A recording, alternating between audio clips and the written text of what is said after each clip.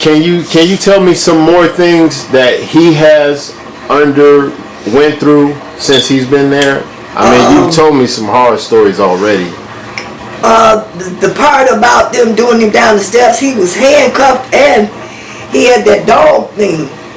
He said that connects the ankle chain and the to thing the hands. come up between his leg. Right.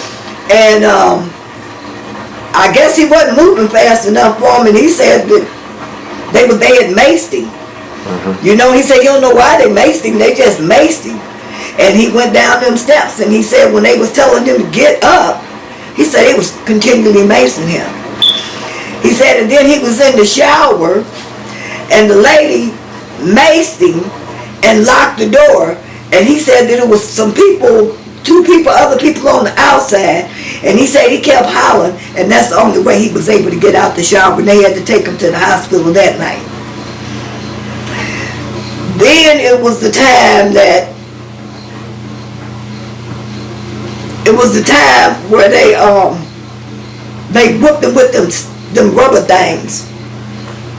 The batons? Yeah. Yeah. They hit him a couple. Yeah, those big long ones. Yeah, he said they did that with him because he said they was trying to make him do something, and he told him he wasn't fit to do that. They done enough to him. When they beat my baby in Pendleton, they said they told me that my son tried to commit suicide. And if you try to commit suicide, why would you have a broken femur in your front leg?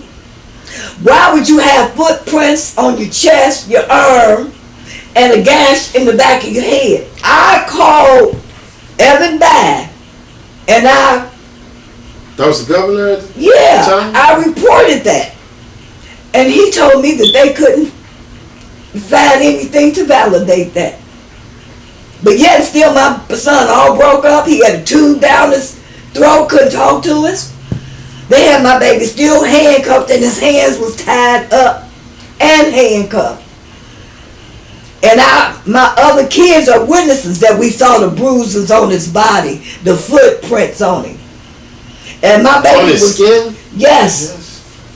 In his chest and on his forearm. And I don't know how they broke that thing in his leg, but when I tried to pull the cover back, the guard told me I couldn't do that. So I respected and didn't do it, but I was pulling the cover to look at my ass. Of course. And they tried to deny me seeing him at first. And I told them at Wabash, I said, you're going to have to call the Army, the National Guards, or some damn body. I say, so I'm coming to see about mine. And they had let my baby, that man said that my baby was laying in his vomit and his waste. Well, they had let my baby lay like that for 3 days and didn't do nothing. They knew he wasn't eating his food because his tray was steady going back untouched. If had nobody called me and let me know what was going on, they were just going to let my baby lay there and die. Stay back there. That's what they was going to do. And when I called, they want to know where I got my information from. It don't make no difference if I got it from Virgin Mary. I want to know what's going on with my son. So it was at that point that they started moving him to get him some type of care? That's when they moved him to that Worship. He went to that Worship hospital.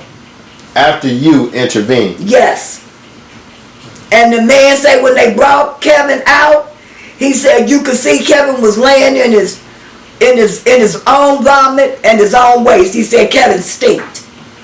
He said he had went on himself, Miss Goodman.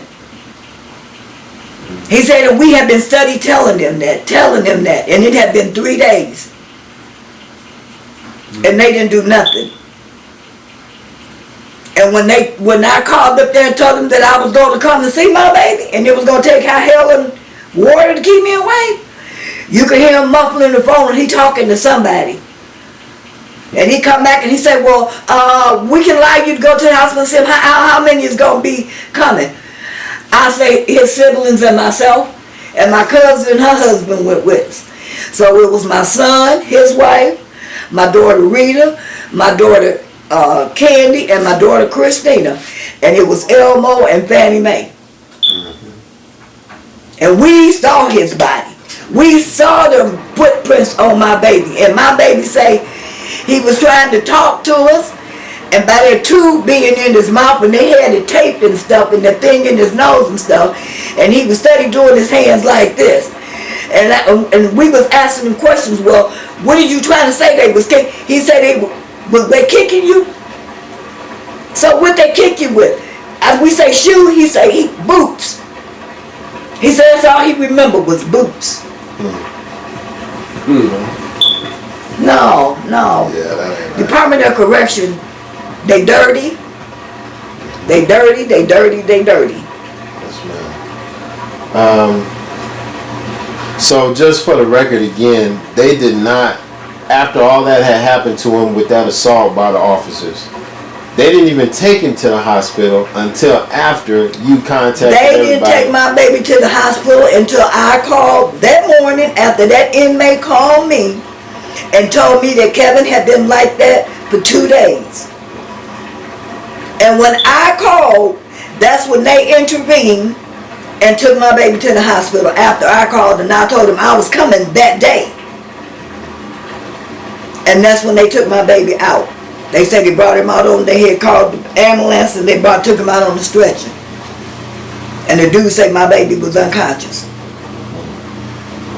They didn't do nothing until after I called. They didn't do nothing before to try to intervene. They didn't try to do nothing when they said his food hadn't been touched or nothing. They were just going to let my baby lay there until he died. And then when they die, they say they belong to the state. They going to try to keep them. I was going to fight to get mine. They was not going to keep mine. They ain't going to throw my baby in no damn hole. I'm not finna let that happen. I don't care who I have to go to. They not finna throw my child away like he's a gypped dog. And I told that lady, I'm not going to be quiet. I said, it's a way. I don't know how. I said, but by the grace of God, I said, I'm going to make y'all pay for what y'all doing. Yes, ma'am. Yes, ma'am. Y'all need to be held accountable. I called the newspaper. I called that Channel 4. I called them, I don't know how many times. Yes, ma'am. Nobody, they don't want to hear it. They don't want to hear it. Oh, he just an inmate.